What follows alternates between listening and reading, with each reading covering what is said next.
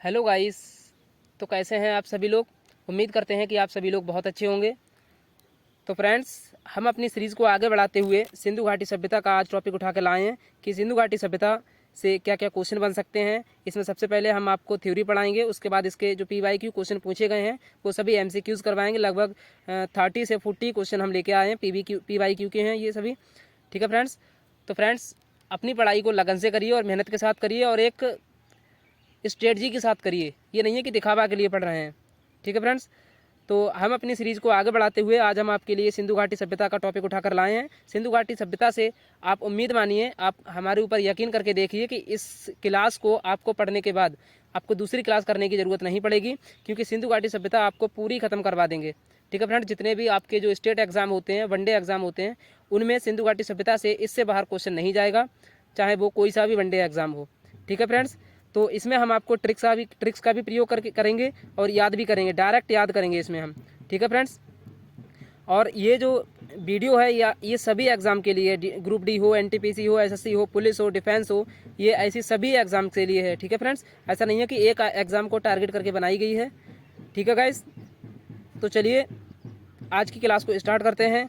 तो सबसे पहले हम इसमें थ्योरी कवर करेंगे, उसके बाद इसके MCQs कवर करेंगे। ठीक है फ्रेंड्स। और जितने भी MCQs होंगे वो सभी प्रीवियस ईयर क्वेश्चन में पूछे गए होंगे।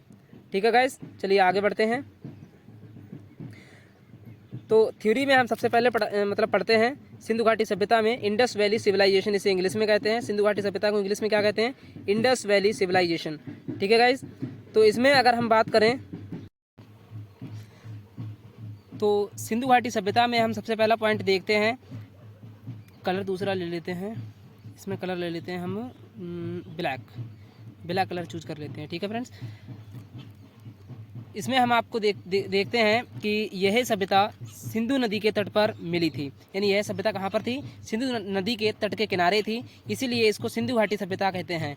ठीक है गाइस। ये पॉइंट क्लियर हुआ कि सिंधु घाटी सभ्यता क्यों कहते हैं, क्योंकि ये सिंधु नदी के तट पर थी और इसके जितने भी स्थल हैं वो लगभग सिंधु नदी के किनारे ही मिले हैं, इसीलिए इसका नाम सिंधु घाटी सभ्यता पड़ गया है। ठीक है। इसकी जानकारी के लिए पहली खुदाई जो की थी वो हड़प्पा से हुई थी, इसीलिए इसको हड़प्पा सभ्यता भी कहते हैं। ठीक है गाइस। यानी इसकी जो पहली खुदाई हुई थी वो कहाँ से हुई थी? हड़प्पा स्थल से हुई थी, इसीलिए इसको हम हड़प्पा स्थल भी कहते हैं। यानी कि एग्जाम में हड़प्पा के नाम से भी आ सकता है। ठीक है। अगला पॉइंट है कि सिंधु सभ्यता की जानकारी जो दी थी हमें वो चार्ल्स मैसन ने दी थी। और कब दी थी? 1826 में दी थी। ठीक है गाइस। और 1826 में आपको पता है कि भारत आज़ाद नहीं हुआ था, अर्थात ये जानकारी किसने दी होगी? लगभग ये दी होगी अंग्रेजों ने। ठीक है गाइस। तो इसको हम ट्रिक से कैसे याद रखेंगे कि सिंधु घाटी सभ्यता की जानकारी किसने दी थी 1826 में? देखिए, जानकारी को हम मैसेज कह सकते हैं। यानी किसी को आप मैसेज भेजते हैं तो वो किसी को जानकारी भेजते होंगे। तो इसकी जो जानकारी यानी कि मैसेज दिया था वो मैसन ने दिया था। मैसेज यानी कि मैसन।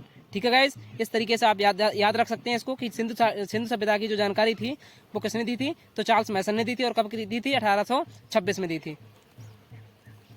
ठीक है गाइस। अगला पॉइंट है कि सिंधु सभ्यता का जो सर्वेक्षण किया था वो किसने किया था? तो सिंधु सभ्यता का जो सर्वेक्षण किया था वो जेम्स कनिंघम ने किया था। और कब किया था? 1853 में। जेम्स कनिंघम ने 1853 में सिंधु सभ्यता का पहला सर्वेक्षण किया था। ये बात ध्यान रखेंगे। ठीक है गाइस। उसके बाद अगला पॉइंट है कि सिंधु सभ्यता 13 लाख वर्ग किलोमीटर में फैली थी। अर्थात हम सिंधु सभ्यता की क्षेत्रफल की बात करें कि सिंधु सभ्यता का क्षेत्रफल कितना था, तो सिंधु सभ्यता का जो क्षेत्रफल था वो 13 लाख किलोमीटर स्क्वायर था। कितना था? 13 लाख किलोमीटर स्क्वायर था। ठीक है गाइस। अगला पॉइंट है कि लॉर्ड कर्जन ने 1904 में पुरातत्व विभाग की स्थापना की थी। ठीक है। तो पुरातत्व विभाग की स्थापना किसने की थी? लॉर्ड कर्जन ने की थी। कब की थी? 1904 में की थी। ठीक है। और जिसके महानिदेशक जो बनाए थे वो जॉन मार्शल को बनाए थे। ठीक है। जो कर्जन ने 1904 में पुरातत्व विभाग की स्थापना की थी, इसके जो महानिदेशक चुने थे वो जॉन मार्शल को चुना था। ठीक है गाइस। आगे बढ़ते हैं।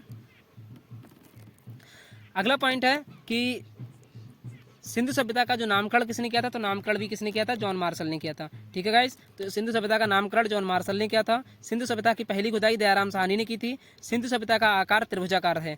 सिंधु सभ्यता का आकार कैसा है? त्रिभुजाकार। इस तरीके से कुछ सिंधु सभ्यता है, इस तरीके से, यानी त्रिभुजाकार है ये। ठीक है गाइस। त्रिभुजाकार इस तरीके से कुछ सिंधु घाटी सभ्यता का आकार है।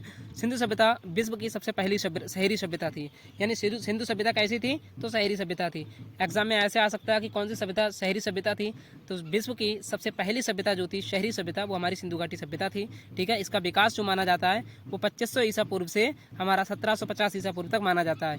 याद रखना फ्रेंड्स कि जो 2500 ईसा पूर्व से 1750 ईसा पूर्व इसका जो काल माना जाता है, ये हमारा ओल्ड एनसीईआरटी के अनुसार माना जाता है। किससे माना जाता है?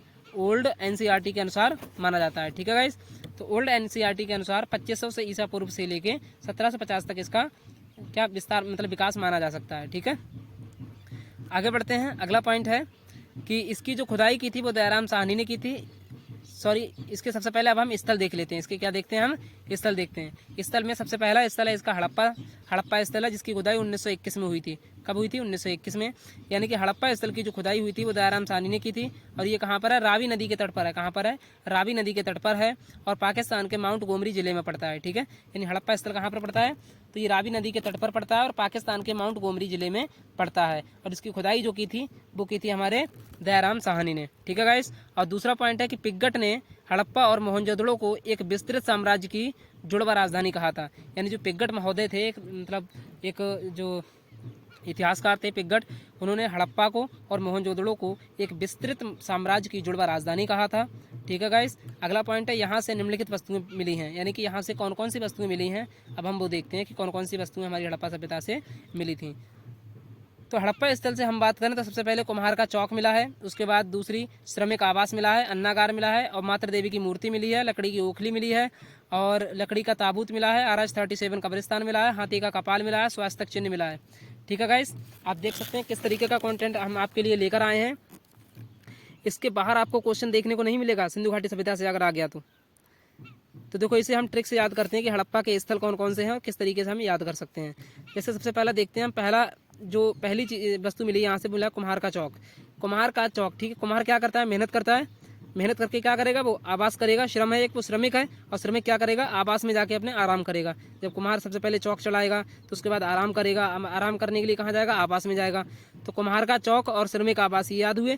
श्रमिक आवास, जब आवास करेगा तो उसे खाने की, जब काम करेगा तो भूख लगेगी उसे, हाँ लगेगी। तो हम तीसरा पॉइंट पर याद रखेंगे अन्नागार, अन्न यानी कि अन्न खाएगा वो। ठीक है, तो कुम्हार का चौक, श्रमिक आवास, अन्नागार, ये ध्यान हो गए। फिर उसके बाद में उसे मिलेगी मातृ देवी की मूर्ति। जब वो चौक चलाएगा उसके बाद उसके लिए मिट्टी भी लाएगा और मिट्टी जब खोदेगा तो उसे किसकी मूर्ति मिलेगी? मातृ देवी की मूर्ति मिलेगी। अब जब मातृ देवी की मूर्ति मिलेगी तो वो उसको लकड़ी की ओखली में डालेगा। मातृ देवी की मूर्ति को किस में डालेगा? लकड़ी की ओखली में डाल के, और उसको क्या करेगा?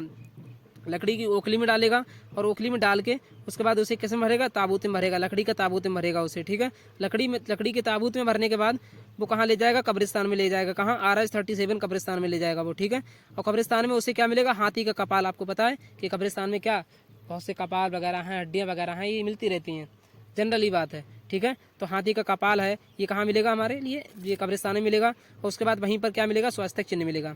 तो इस तरीके से आप रिलेट करके इसे याद कर सकते हैं। गाइस, आपको पता है कि ट्रिक कितनी भी बनाओ लेकिन जब तक आप मेहनत नहीं करेंगे तब तक आपको याद नहीं होगा। ठीक है गाइस, तो उम्मीद करते हैं ये ट्रिक आपके लिए बहुत ही पसंद आई होगी और इसी तरीके की वीडियो देखने के लिए हमारे चैनल को सब्सक्राइब जरूर कर लीजिए। ठीक है गाइस, चलिए आगे बढ़ते हैं।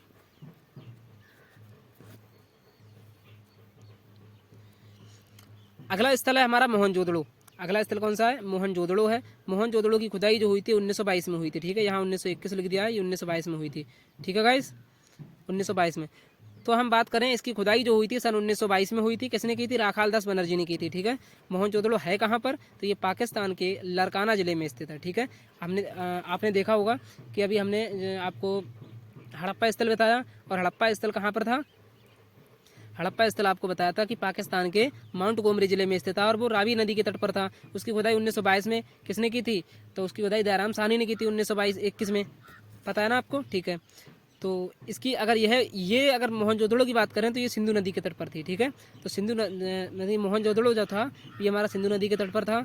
यह सिंधु सभ्यता का सबसे बड़ा शहर था। यानी मोहनजोदड़ो जो है सिंधु सभ्यता का सबसे बड़ा शहर था।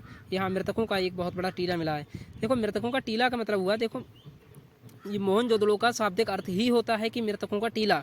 ठीक है गाइस, यहाँ से निम्नलिखित वस्तुएं प्राप्त हुई हैं। जैसे हम बात करें पुरोहित आवास, विशाल स्नानागार, घर में कुआं, सूती वस्त्र, अन्नागार, स्वास्थ्य चिन्ह, सबसे चौड़ी सड़कें मिली हैं, सभागार मिला है, पशुपति शिव की मूर्ति मिली है, कांसे की नर्तक की मूर्ति मिली है, तांबे का ढेर मिला है।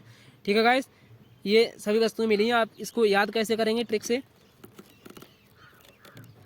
तो इसको याद करने के लिए देखिए, आप बताइए पुरोहित आवास। ठीक है, तो सबसे पहले आप बताइए कि जो पुरोहित आवास हैं, आवास आवास मतलब घर के लिए कहते हैं, आवास घर के लिए कहते हैं ना, तो आवास घर के लिए कहते हैं। इसमें हम देखें तो पुरोहित आवास हो गए विशाल स्नानागार, यानी कि आवास है और उसी में घर में कुआं है। ठीक है, आवास मतलब घर और घर में क्या है, कुआं है। तो आवास मतलब घर, घर में कुआं है और कुआं में क्या होगा, पानी होगा। पानी से हम क्या करेंगे, नहाएंगे, स्नान करेंगे। स्नान करने के बाद हम क्या पहनेंगे, सूती वस्त्र पहनेंगे। उसके बाद हम अन्न खाएंगे, यहाँ पर लिखा हुआ है अन्नागार, तो हम फिर अन्न खाएंगे। अन्न खाने के बाद हम कहाँ बाहर निकलेंगे, बाहर निकलेंगे तो कैसी मिलेंगी हमें, चौड़ी सड़कें मिलेंगी। ये लिखा है 6 नंबर पे कि चौड़ी सड़कें। ठीक है, बाहर निकलेंगे, चौड़ी सड़कें मिलेंगी। जब चौड़ी सड़कें मिलेंगी तब हम कहाँ जाएंगे, एक सभा में जाएंगे। ये आगे 7 नंबर पे सभा लिखा है, तो सभागार में जाएंगे, यानी कि सभा में जाएंगे। सभागार में हमें क्या मिलेगा, पशुपति शिव की मूर्ति मिलेगी और वहीं पर कांसे की नर्तकी मूर्ति मिलेगी, कांसे की नर्तकी कांसे की नाचती हुई मूर्ति मिलेगी। और वहीं पर उसके लिए क्या होंगे, सभी जो सभा में इकट्ठे होंगे उसे क्या लगा रहे होंगे, उसके लिए तांबे का ढेर लगा देंगे। ठीक है, पैसे देने के लिए। ठीक है, इस तरीके से रिलेट करके आप याद कर सकते हैं। ठीक है गाइस, आगे बढ़ते हैं। आज का जो इसी के बारे में थोड़ा और फैक्ट है कि मोहनजोदड़ो का जो अन्नागार है, मोहनजोदड़ो का जो अन्नागार है, मोहनजोदड़ो का जो अन्नागार है वो सिंधु सभ्यता का सबसे बड़ा भवन या इमारत है। ठीक है, तो मोहनजोदड़ो का जो अन्नागार है वो सिंधु सभ्यता का सबसे बड़ा भवन या इमारत है। स्वास्थ्यक जो मोहर है वो सर्वाधिक मोहनजोदड़ो से मिली है, यानी जो स्वास्थ्यक मोहरें हैं वो कहाँ से मिली हैं, मोहनजोदड़ो से मिली हैं, जिसका निर्माण सेलखड़ी से हुआ था। कहाँ से हुआ था, ये पॉइंट इंपॉर्टेंट है कि इसका निर्माण, यानी कि मोहरों का निर्माण किससे हुआ था, सेलखड़ी से हुआ था। क्लियर है गाइस, आगे बढ़ते हैं। उम्मीद करते हैं आपके लिए वीडियो बहुत ही अच्छी लग रही होगी। वीडियो अगर अच्छी लग रही हो तो वीडियो को लाइक कर देना। ठीक है फ्रेंड्स, अगला स्थल है हमारा चन्हुदड़ो। चन्हुदड़ो की अगर बात करें, इसकी खुदाई 1931 में हुई थी। कब हुई थी, 1931 में हुई थी। और किसने की थी, गोपाल मजुमदार ने की थी। ठीक है, तो चन्हुदड़ की खुदाई जो है 1931 में गोपाल मजुमदार ने की थी। और यह पाकिस्तान में सिंधु नदी के तट पर स्थित है। यहाँ से यह एकमात्र ऐसा स्थल है जो दुर्ग रहित है, यानी कि इसके चारों ओर किलाबंदी नहीं थी चन्हुदड़ो के, और सभी स्थलों के चारों ओर किलेबंदी थी, लेकिन चन्हुदड़ो के पास किलेबंदी नहीं थी। ठीक है, यह एक औद्योगिक शहर था, यानी चन्हुदड़ो जो कैसा था, एक औद्योगिक शहर था। यहाँ से निम्न वस्तुएं प्राप्त होती हैं, जैसे हम बात करें तो मेकअप सामग्रियाँ हो गई। ठीक है, मेकअप सामग्रियाँ, लिपस्टिक, शीशा, कंगा, मनका, गुड़िया, सुई, अलंकृत ईंट, बिल्ली का पीछा करते हुए कुत्ता। इसे हम थोड़ा ट्रिक से समझते हैं। तो चन्हुदड़ो से आपको पता है कि सभी मेकअप सामग्रियाँ मिली जितनी होंगी। ठीक है, तो मेकअप सामग्रियाँ में क्या क्या आता है, लिपस्टिक आता है, शीशा, कंगा, मनका, गुड़िया, सुई, ये अलंकृत ईंट वगैरह, ये सब कुछ आ जाते हैं। तो केवल बिल्ली का पीछा करते हुए कुत्ता ध्यान रखो कि चन्हुदड़ो से मिला था। ठीक है, आगे बढ़ते हैं आज के अगले टॉपिक पर। अगला स्थल है रोपड़। अगला कौन सा स्थल है फ्रेंड्स, रोपड़। रोपड़ की बात करें तो इसकी खुदाई जो की थी वो यज्ञदत्त शर्मा ने की थी। कब की थी, 1953 में की थी। ठीक है, तो रोपड़ सिंधु सभ्यता का जो ऐसा स्थल है जिसकी खुदाई यज्ञदत्त शर्मा ने 1953 में की थी। और रोपड़ जो है पंजाब में स्थित है। कहाँ पर है, पंजाब में स्थित है। और ये जो कहाँ पर है, सतलज नदी के किनारे स्थित है। ठीक है, तो रोपड़ स्थल जो है इसकी खुदाई यज्ञदत्त शर्मा ने की थी, 1953 में की थी। और यह पंजाब में सतलज नदी के किनारे स्थित है। ठीक है, यहाँ मानव के साथ साथ उसके पालतू जानवरों का भी शव मिला है। ठीक है, यानी मानव के साथ साथ यहाँ पर कुत्ता भी, यानी कि पालतू जानवर ही दफना दिया करते थे। कहाँ पर, रोपड़ में। ठीक है, और ऐसा ही सब अगर हम बात करें तो नवपाषाण काल के जम्मू कश्मीर के बुर्ज होम से मिला है। ठीक है, तो नवपाषाण काल में जो बुर्ज होम, जम्मू कश्मीर के जो बुर्ज होम था स्थान, वहाँ से भी ऐसा ही सब मिला है कि मानव के साथ उसका पालतू जानवर ही दफना देते थे। ठीक है गाइस, आगे बढ़ते हैं आज के अगले स्थल पर। तो अगला स्थल है बनवाली। बनवाली की बात करें तो ये इसकी खुदाई जो की थी वो रविंद्र सिंह ने की थी। ठीक है, बनवाली की खुदाई किसने की थी, रविंद्र सिंह ने की थी। और यह हरियाणा में स्थित है। कहाँ पर है, हरियाणा में स्थित है बनवाली। ठीक है, इसके समीप जो है रंगोई नदी स्थित है। इसके समीप कौन सी है, तो रंगोई नदी स्थित है। यहाँ जल निकासी की उचित व्यवस्था नहीं थी, जिस कारण घरों में क्या मिला है, सोख्ता मिला, यानी कि घरों में क्या बना लेते थे ये लोग, सोख्ता बना लेते थे। ठीक है गाइस, और उसी से अपने जो पानी था उसका आवागमन होता था। उसके बाद अगला पॉइंट है इसमें कि यहाँ की जो सड़कें थीं वो कैसी थीं, टेढ़ी मेढ़ी थी। ठीक है, तो सड़कें टेढ़ी मेढ़ी थी, जल निकासी की उचित व्यवस्था नहीं थी।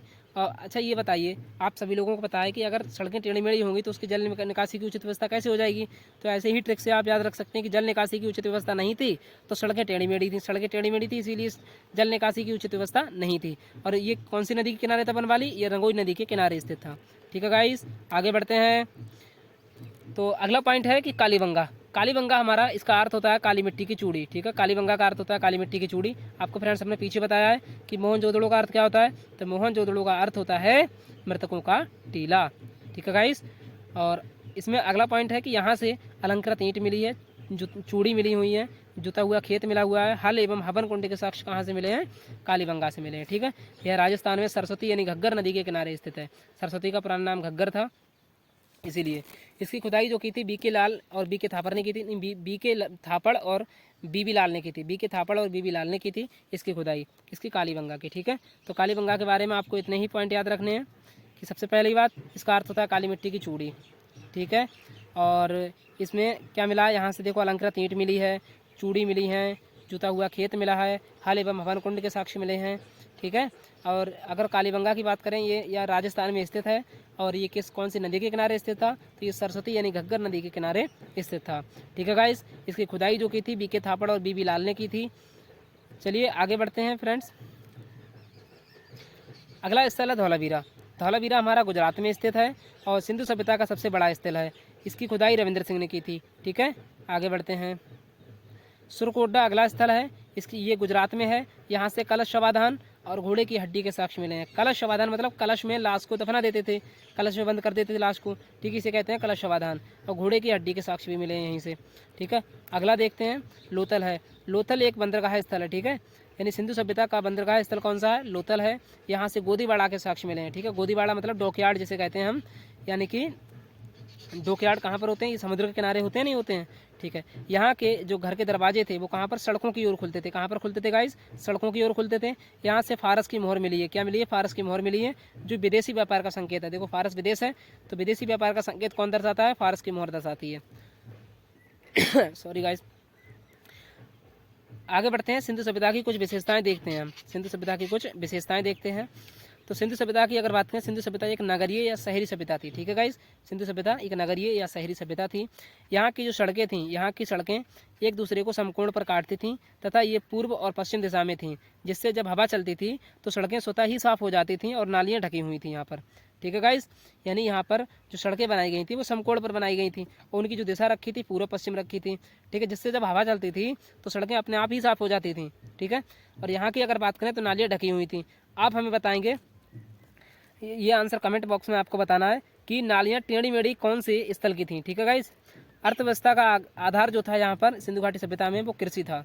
ठीक है, सिंधु घाटी सभ्यता का जो अर्थव्यवस्था का आधार था, मुख्य आधार था, वो कृषि था। इसका व्यापार विदेशों से होता था। ये आपको बताया विदेशों से क्यों होता था, क्योंकि आपको पता है कि लोथल से फारस की मोहर मिली है जो विदेशी व्यापार का संकेत दर्शाती है। ठीक है गाइस, सिंधु सभ्यता का समाज हमारा 4 वर्गों में विभाजित था। ठीक है, सिंधु सभ्यता का समाज 4 भागों में विभाजित था और ये इस समाज जो था वो मात्र सत्तात्मक था। ठीक है, समझ कैसा था सिंधु घाटी सभ्यता में, तो मात्र सत्तात्मक था, यानी कि किसी के नाम से पहले, बच्चे के नाम से पहले माता का नाम जोड़ा जाता था। ठीक है, इनकी लिपि जो थी भवचित्रात्मक थी। कैसी थी, भवचित्रात्मक थी, जिसे पढ़ा नहीं जा सका है। ठीक है, भवचित्रात्मक थी, जिसे पढ़ा नहीं जा सका है। इस लिपि को दाएं से बाएं लिखा जाता था। ठीक है, कैसे, राइट टू लेफ्ट लिखी जाती थी ये वाली लिपि। ठीक है, आगे बढ़ते हैं। इनके मोहरों पर सर्वाधिक एक सींग वाले जानवर का चित्र मिलता है, यानी कि सबसे अधिक जो एक सींग वाले जानवर था उसका साक्ष्य मिला है इनके मोहरों पर। इनके मोहरों पर गाय और शेर का चिन्ह नहीं मिला है, चित्र नहीं मिला है। ठीक है गाइस, सिंधु घाटी सभ्यता के जो लोग थे वो लोहे से परिचित नहीं थे, यानी कि इनके समय में लोहे की खोज नहीं हुई थी सिंधु घाटी सभ्यता में। हड़प्पा सभ्यता के मोहरों में सेल खड़ी का मुख्य रूप से प्रयोग होता था। ठीक है, तो हड़प्पा सभ्यता के मोहरों पर सेल खड़ी का मुख्य रूप से प्रयोग होता था। यहाँ माप तौल के लिए न्यूनतम बाट यानी सबसे कम बाट जो था वो 16 किलोग्राम का चलाया गया था। ठीक है गाइस, आगे बढ़ते हैं। तो सिंधु सभ्यता के जो लोग थे वो युद्ध एवं तलवार से परिचित नहीं थे, यानी कि सिंधु सभ्यता के लोग लड़ाई दंगा करना नहीं जानते थे। इसके बाद देखते हैं, सिंधु सभ्यता में मिट्टी के बर्तनों में लाल रंग का उपयोग होता था, जिन्हें लाल मृदभांड बोला जाता था। ठीक है गाइस, तो सिंधु सभ्यता में मिट्टी के बर्तनों में कैसे रंग का प्रयोग होता था, तो लाल रंग का प्रयोग होता था। सिंधु सभ्यता में यानी सिंधुवासी जो भी थे वो विश्व में कपास के प्रथम उत्पादक थे। अर्थात ये क्वेश्चन ज़्यादा इंपॉर्टेंट बन जाता है कि विश्व में सबसे प्रथम उत्पादक कौन है, तो ये हमारे सिंधुवासी लोग ही हैं। यानी सिंधुवासी लोगों ने सबसे पहले कपास को उगाया था। ठीक है गाइस। उसके बाद हम देखते हैं कि सिंधु सभ्यता के पतन के मुख्य कारण जो था वो बाढ़ को माना जाता था। यानी सिंधु सभ्यता का जो पतन का कारण था, जो मुख्य कारण था, वो बाढ़ माना जाता है। ठीक है गाइस, कि बाढ़ के कारण सिंधु घाटी सभ्यता समाप्त हो गई। चलिए आगे बढ़ते हैं। तो हमारे जो थ्योरी थी वो ख़त्म हो चुकी है। अब हम आपके लिए एमसीक्यूज पर आते हैं कि एमसीक्यूज कैसे कैसे पूछे जा सकते हैं, सिंधु घाटी सभ्यता से कैसे कैसे क्वेश्चन बन सकते हैं। वो सभी हम आपको क्वेश्चन लेकर आए हैं। और ये सभी क्वेश्चन जो हैं आप ऐसे वैसे मत समझना गाइस, ये हम पीवाई की क्वेश्चन लेकर आए हैं। जितने भी प्रीवियस ईयर पेपरों में पूछे गए हैं वो सभी क्वेश्चन आपके लिए लेकर आए हैं। ठीक है गाइस। तो इसका जो पहला क्वेश्चन है वो है हड़प्पा सभ्यता के निवासी कौन थे। फ्रेंड्स, जिस क्वेश्चन का आपको आंसर पता हो उसका आंसर कमेंट में जरूर करें। ठीक है गाइस।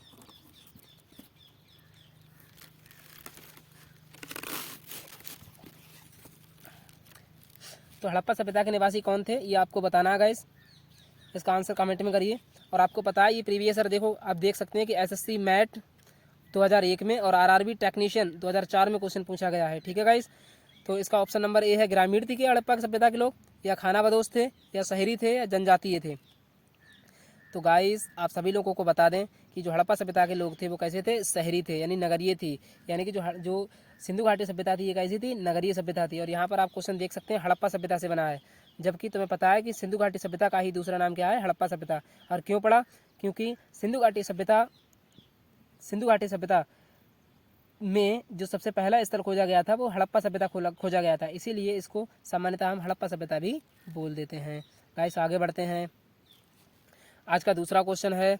आज का दूसरा क्वेश्चन क्या है कि हड़प्पा वासी किस वस्तु के उत्पादन में सर्वप्रथम थे। यानी कि हड़प्पा वासियों ने किस वस्तु के उत्पादन में सबसे पहला स्थान प्राप्त किया है। तो क्या ऑप्शन नंबर ए है मुद्राएं, या ऑप्शन नंबर बी है कपास, या ऑप्शन नंबर डी है जौ, या ऑप्शन नंबर बी है कांसे के औजार। तो आप देख सकते हैं गाइस ये भी क्वेश्चन कहाँ पूछा गया है, एसएससी मैट 2001 और आरआरबी एफआरए टेक्नीशियन 2003 में क्वेश्चन पूछा गया है। गाइस हम आपके लिए सभी इंपॉर्टेंट क्वेश्चन लेकर आते हैं और जितने भी पिछली मतलब पेपरों में पूछे गए होते हैं हम वही क्वेश्चन लेकर आते हैं आपके लिए। तो गाइस इस क्वेश्चन का हम आपको राइट आंसर बताएं तो इसका राइट आंसर हो जाएगा ऑप्शन नंबर सी। आपको हमने बताया था कि कपास, इसमें थोड़े ऑप्शन डी सिक्वेंस हो गए हैं, आप सभी को ध्यान रखना है कि इसका राइट आंसर हो जाएगा कपास। ठीक है गाइस आगे बढ़ते हैं। आज का अगला क्वेश्चन है कि निम्नलिखित विद्वानों में से हड़प्पा सभ्यता का सर्वप्रथम खोजकर्ता कौन था। यानी हड़प्पा सभ्यता की सबसे पहले खोज किसने की थी ये आपको बताना है। ठीक है गाइस। तो ये आप क्वेश्चन देख सकते हैं कि एसएससी मैट 1999 में क्वेश्चन पूछा गया है। एसएससी मैट 1999 में ये क्वेश्चन पूछा गया है। तो गाइस इस क्वेश्चन का राइट आंसर हो जाएगा option number D, Dayaram Sahni. आपको बताया दयाराम साहनी ने सबसे पहले हड़प्पा सभ्यता की खुदाई की थी।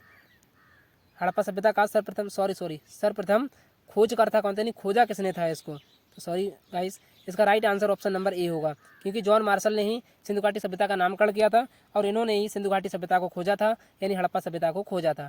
ठीक है गाइस चलिए आगे बढ़ते हैं आज के अगले क्वेश्चन पर। तो इस क्वेश्चन का आगे बढ़ते हैं। अगला क्वेश्चन है क्वेश्चन नंबर 4। हड़प्पा कालीन समाज किन वर्गों में विभाजित था। यानी आपको बताया था कि जो हड़प्पा का समाज था वो 4 वर्गों में विभाजित था, 4 वर्गों में विभाजित था, ये हमने आपको बताया था। तो क्या इसका ऑप्शन नंबर ए हो जाएगा, शिकारी, पुजारी, किसान या क्षत्रिय, विद्वान, योद्धा, किसान और क्षत्रिय, या ब्राह्मण, क्षत्रिय, वैश्य, शूद्र, या राजा, पुरोहित, सैनिक, शूद्र।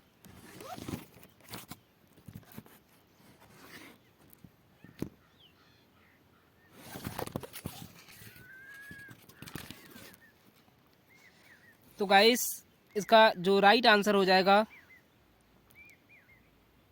वो हो जाएगा ऑप्शन नंबर बी, विद्वान थे, योद्धा थे। सॉरी गाइस इसका ऑप्शन नंबर बी नहीं होगा, इसका ऑप्शन नंबर ए होगा। यानी सबसे पहले नंबर पर शिकारी थे, फिर पुजारी थे, फिर किसान थे और क्षत्रिय थे। ठीक है गाइस। नहीं गाइस ये आंसर भी इसका नहीं होगा, सॉरी कंफ्यूज हो गए हैं। इसका क्वेश्चन जो राइट आंसर है वो है ऑप्शन नंबर डी, राजा, पुरोहित, सैनिक, शूद्र। राजा, पुरोहित, सैनिक, शूद्र इसका राइट आंसर होगा। चलिए आगे बढ़ते हैं। आज का अगला क्वेश्चन है कि सिंधु घाटी सभ्यता का सर्वाधिक उपयुक्त नाम क्या है। तो इस क्वेश्चन का राइट आंसर है ऑप्शन नंबर सी, सिंधु घाटी सभ्यता। ठीक है गाइस, आगे बढ़ते हैं। आज का अगला क्वेश्चन है कि हड़प्पा के मिट्टी के बर्तनों पर सामान्यतः किस रंग का उपयोग हुआ था।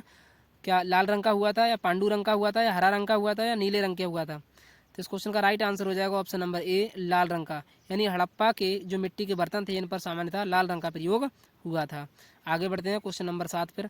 आप देख सकते हैं क्वेश्चन नंबर 7 RAS RTS 1993 में पूछा गया क्वेश्चन है।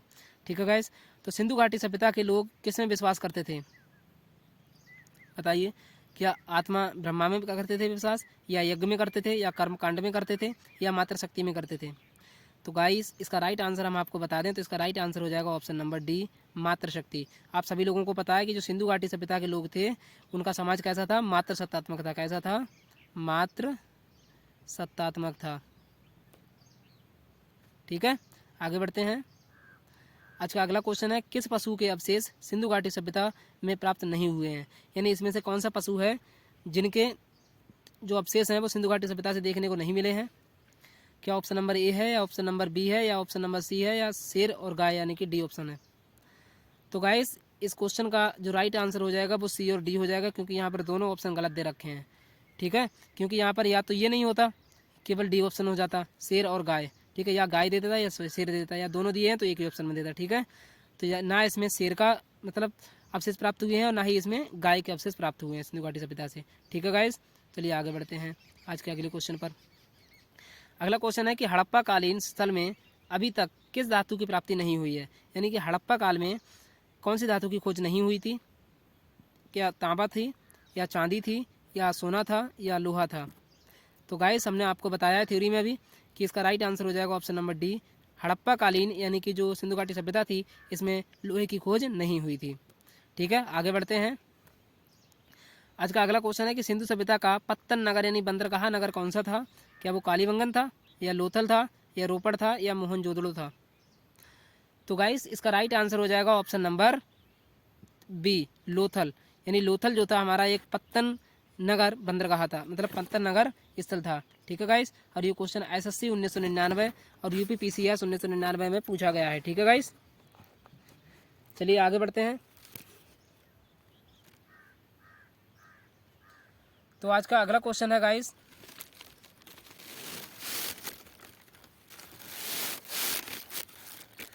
अगला क्वेश्चन है कि किस हड़प्पा कालीन स्थल से नृत्य मुद्रा वाली स्त्री की कांस्य मूर्ति प्राप्त हुई है। तो गाइस आपको पता है कि नृत्य यानी कि नाचती हुई मुद्रा वाली स्त्री की कांस्य मूर्ति कहाँ से मिली है।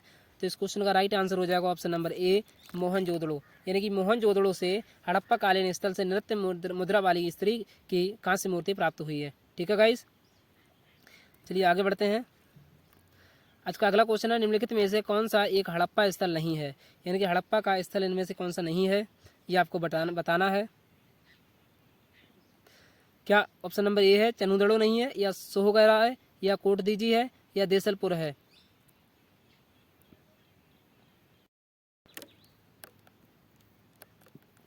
तो गाइस इस क्वेश्चन का जो राइट आंसर हो जाएगा वो हो जाएगा ऑप्शन नंबर सी, सोहगौरा।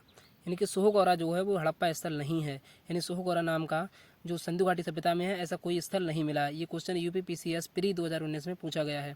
ठीक है गाइस, आगे बढ़ते हैं क्वेश्चन नंबर 13 पे। क्वेश्चन नंबर 13 है कि सिंधु घाटी के जो निवासियों की सभ्यता को जानने का मूल स्रोत क्या है और वहाँ पर पाई गई हैं ऐसी क्या चीज़ पाई गई है जो सिंधु घाटी सभ्यता के निवासियों की सभ्यता को दर्शाता है। तो क्या वहाँ पर मोहरें पाई गई हैं ज़्यादातर, या बर्तन जेवर हथियार और औजार पाए गए हैं, या मंदिर पाए गए हैं, या लिपि पाई गई है। तो ये क्वेश्चन आप देख सकते हैं कि RAS RTS प्री 1996 में पूछा गया क्वेश्चन है। तो इस क्वेश्चन का राइट आंसर हो जाएगा फ्रेंड्स ऑप्शन नंबर बी, बर्तन जेवर हथियार और औजार इस चीज़ को दर्शाते हैं कि सिंधु घाटी के जो निवासी थे वो इस सभ्यता को जानने का, सिंधु घाटी सभ्यता के जो निवासी थे वो इन चीज़ों का ज्ञान रखते थे। ठीक है गाइस, आगे बढ़ते हैं गाइस। अगला क्वेश्चन है कि सिंधु घाटी संस्कृति वैदिक सभ्यता से भिन्न थी क्योंकि। ये 4 ऑप्शन में से आपको बताना है। ये question UP PCS special maths 2004 में पूछा गया है कि ऑप्शन नंबर ए है इसके पास विकसित शहरी जीवन की सुविधाएं थीं, या ऑप्शन नंबर बी इसके पास चित्रलेखीय लिपि थी, या ऑप्शन नंबर सी इसके पास लोहे और रक्षा ज्ञान शास्त्रों के ज्ञान का अभाव था, या ऑप्शन नंबर डी उपर्युक्त सभी। तो गाइस इस क्वेश्चन का राइट आंसर हो जाएगा ऑप्शन नंबर डी, उपर्युक्त सभी। यानी कि इनके पास विकसित शहरी जीवन की सुविधाएं भी थीं। इनके पास अगर हम बात करते हैं तो चित्रलेखी लिपि भी थी, यानी भवचित्रात्मक थी। और इसके पास जो थे लोहे और रक्षा शास्त्रों का भी अभाव था। ठीक है गाइस, चलिए आगे बढ़ते हैं। आज का अगला क्वेश्चन है कि हड़प्पा संस्कृति की जानकारी प्रमुख स्रोत क्या है। क्या ऑप्शन नंबर ए है शिलालेख, या ऑप्शन नंबर बी है पक्की मिट्टी की मोहरों पर अंकित लेख, या ऑप्शन नंबर सी है पुरातात्विक खुदाई, या ऑप्शन नंबर डी है उपर्युक्त सभी। ये क्वेश्चन यूपीपीसीएस प्री 1996 में, यूपीपीसीएस प्री 1994 में पूछा गया क्वेश्चन है। तो इस क्वेश्चन का गाइस राइट आंसर हो जाएगा ऑप्शन नंबर डी, उपर्युक्त सभी। ये सभी मुख्य कारण हैं, मुख्य स्रोत हैं हड़प्पा संस्कृति की जानकारी के। आगे बढ़ते हैं। भारत में चांदी की उपलब्धता के प्राचीनतम साक्ष्य कहाँ से मिलते हैं, यानी चांदी सबसे पहले कहाँ से प्राप्त हुई थी। तो ये क्वेश्चन IAS प्री 1994 में क्वेश्चन पूछा गया है। तो इस क्वेश्चन का राइट आंसर हो जाएगा ऑप्शन नंबर ए, चांदी के साक्ष्य जो है सबसे पहले हड़प्पा संस्कृति से मिले हैं। और हड़प्पा में कौन से स्थल से हमारे चांदी के साक्ष्य मिले थे, तो ये हमारे कुणाल स्थल था। एक कुणाल जो कहाँ पर था, जो कुणाल हमारा हरियाणा में था, वहीं से चांदी के 2 मुकुट मिले थे। और 2 मुकुट उन्हीं से जानकारी मिलती है हड़प्पा संस्कृति के कि चांदी के साक्ष्य मिले थे। आगे बढ़ते हैं गाइस। अगला क्वेश्चन है कि हड़प्पा संस्कृति के स्थल एवं उनकी स्थिति संबंधी निम्नलिखित युग्मों में से कौन सम्मिलित नहीं है। तो आपको बताना है कि जो आलमगीरपुर है क्या वो उत्तर प्रदेश में पड़ता है, या बनावली जो है वो हरियाणा में पड़ता है, या दामाबाद महाराष्ट्र में पड़ता है, या राखीगढ़ी राजस्थान में पड़ता है। ये क्वेश्चन आप देख सकते हैं यूपी UDA LDA प्री 2006 में पूछा गया है। तो गाइस इस क्वेश्चन का राइट आंसर हो जाएगा ऑप्शन नंबर डी, क्योंकि ये क्वेश्चन गलत है। राखीगढ़ी राजस्थान में नहीं है, राखीगढ़ी कहाँ पर है, हरियाणा में है। कहाँ पर है, हरियाणा में है। और ये भारत का राखीगढ़ी एक ऐसा स्थल है जो भारत का सबसे बड़ा स्थल है। ठीक है, अगर आपसे पूछ लें कि भारत में सिंधु घाटी सभ्यता का सबसे बड़ा स्थल कौन सा है, तो वो राखीगढ़ी है। ठीक है, और वैसे पूछ ले कि सामान्यतः पूछ ले कि भारत का सबसे बड़ा सिंधु घाटी सभ्यता का सबसे बड़ा स्थल कौन सा था, तो वो था हमारा धौलावीरा। ठीक है गाइस, जो गुजरात और पाकिस्तान दोनों में पड़ता है। आगे बढ़ते हैं। क्वेश्चन नंबर 18 है कि सिंधु घाटी सभ्यता को आर्यों से पहले रखे जाने की प्रमुख कारण क्या था। कि जो सिंधु घाटी सभ्यता को आर्यों से पहले रखा गया, इसका महत्वपूर्ण कारक क्या है। क्या वो लिपि कारक था, या नगर थे, नगर नियोजन, या तांबा था, या मृतभांड थे। तो गाइस ये क्वेश्चन यूपीपीसीएस प्री 1920 में 1990 में पूछा गया है। तो इस क्वेश्चन का राइट आंसर हो जाएगा ऑप्शन नंबर डी, मृतभांड।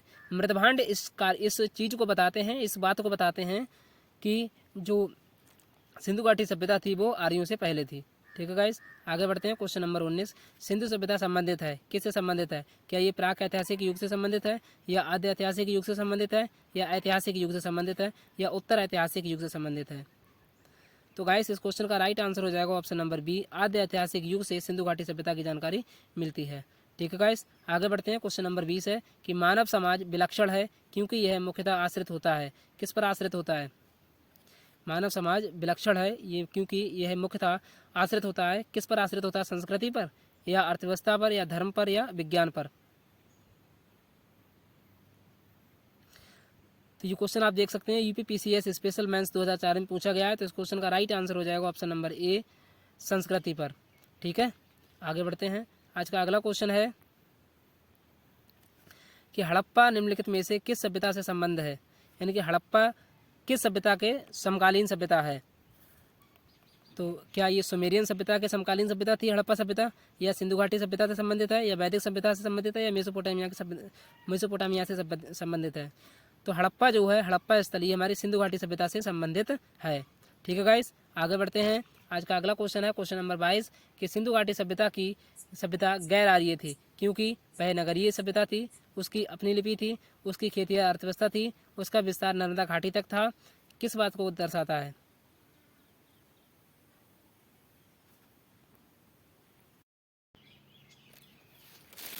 तो गाइस इसका राइट आंसर हो जाएगा ऑप्शन नंबर ए, वह नगरीय सभ्यता थी। ठीक है, यानी सिंधु घाटी की सभ्यता गैर आर्य थी क्योंकि वह नगरीय सभ्यता थी। ठीक है गाइस, आगे बढ़ते हैं। आज का अगला क्वेश्चन है निम्नलिखित में से कौन सा सिंधु घाटी सभ्यता की पर प्रकाश डालता है, यानी सिंधु घाटी सभ्यता पर कौन प्रकाश डालता है। तो क्या शिलालेख डालते हैं, पुरातत्व संबंधी खुदाई, या बर्तनों पर की मोहरें पर लिखावट, या धार्मिक ग्रंथ। तो इस क्वेश्चन का राइट आंसर हो जाएगा गाइस ऑप्शन नंबर बी, पुरातत्व संबंधी खुदाई। ठीक है, आगे बढ़ते हैं क्वेश्चन नंबर 24 पर। हड़प्पा में मिट्टी के बर्तनों पर सामान्यतः किस रंग का उपयोग हुआ था? तो ऑप्शन नंबर ए लाल रंग का प्रयोग हुआ था। ठीक है गाइस, आगे बढ़ते हैं। अगला क्वेश्चन है कि सिंधु सभ्यता की विकसित अवस्था में निम्नलिखित में से किस स्थल से घरों में कुओं के अवशेष मिले हैं? तो घर में कुआं मोहनजोदड़ो से मिला है, ऑप्शन नंबर डी इसका राइट आंसर हो जाएगा। ठीक है गाइस, आगे बढ़ते हैं क्वेश्चन नंबर 26 पर कि वह हड़प्पी नगर जिसका प्रतिनिधित्व लोथल का पुरातत्व स्थल करता है किस नदी पर स्थित है? तो इस क्वेश्चन का राइट आंसर हो जाएगा ऑप्शन नंबर सी भोगवा नदी पर स्थित है। ठीक है गाइस, आगे बढ़ते हैं क्वेश्चन नंबर 27 पर। हड़प्पा सभ्यता स्थल लोथल कहाँ स्थित है? तो लोथल जो है हमारा वो गुजरात में स्थित है, ऑप्शन नंबर ए सही है इसका। ठीक है गाइस, आगे बढ़ते हैं क्वेश्चन नंबर 28 पर। मोहनजोदड़ो एवं हड़प्पा की पुरातात्विक खुदाई के प्रभारी कौन थे? यानी मोहनजोदड़ो और हड़प्पा की पुरातात्विक जो खुदाई हुई थी इसके प्रभारी कौन थे, अध्यक्ष कौन थे? तो इसके अध्यक्ष जॉन मार्शल थे, ऑप्शन नंबर बी। ठीक है गाइस, आगे बढ़ते हैं क्वेश्चन नंबर 29 कि हड़प्पन संस्कृति के संदर्भ में शैलकृत स्थापत्य के प्रमाण कहाँ से मिले हैं? तो इस क्वेश्चन का राइट आंसर हो जाएगा ऑप्शन नंबर बी धौलावीरा से मिले हैं। ठीक है गाइस, आगे बढ़ते हैं क्वेश्चन नंबर 30 और आज का लास्ट क्वेश्चन है कि कौन सा हड़प्पीय स्थल नगर 3 भागों में विभक्त था, यानी कि 3 भागों में बटा हुआ था? तो इस क्वेश्चन का राइट आंसर हो जाएगा option number C Dholavira. Dholavira 3 भागों में बटा हुआ था, उच्च टीला, मध्यम टीला और नहीं पूर्वी टीला, मध्यम टीला और पश्चिमी टीला। ठीक है गाइस, तो गाइस आज के हमने 30 क्वेश्चन कंप्लीट कर लिए हैं। अगला क्वेश्चन आपके लिए होमवर्क में है कि सिंधु घाटी सभ्यता के लोग जो किस में विश्वास करते थे? क्या आत्मा और ब्रह्मा में, कर्मकांड में, या यज्ञ प्रणाली में, या मात्र शक्ति में? तो इसका आंसर जो है हमें कमेंट बॉक्स में आपको बताना है कि कमेंट बॉक्स में इसका आंसर क्या हो जाएगा। ठीक है गाइस, हमारी अगर वीडियो आपके लिए पसंद आती है तो वीडियो को लाइक करें और ज़्यादा से ज़्यादा शेयर करें, अपने सभी यार दोस्तों में शेयर कर दीजिएगा हमारी वीडियो को, और हमारे चैनल को सब्सक्राइब कर लीजिए क्योंकि हम इसी तरीके की वीडियो आपके लिए लाते रहेंगे। और आपको पता है आप पढ़ाई कहीं से भी कर लें, लेकिन जब तक आप क्वेश्चन नहीं लगाएंगे, प्रैक्टिस नहीं करेंगे, तब तक आप कुछ नहीं कर सकते हैं। ठीक है गाइस, तो हम आपके लिए इसी तरीके की वीडियो लाते हैं, सभी PYQ क्वेश्चन लेकर आते हैं। ठीक है गाइस, चलिए तो आज के लिए धन्यवाद, मिलते हैं अगली वीडियो में।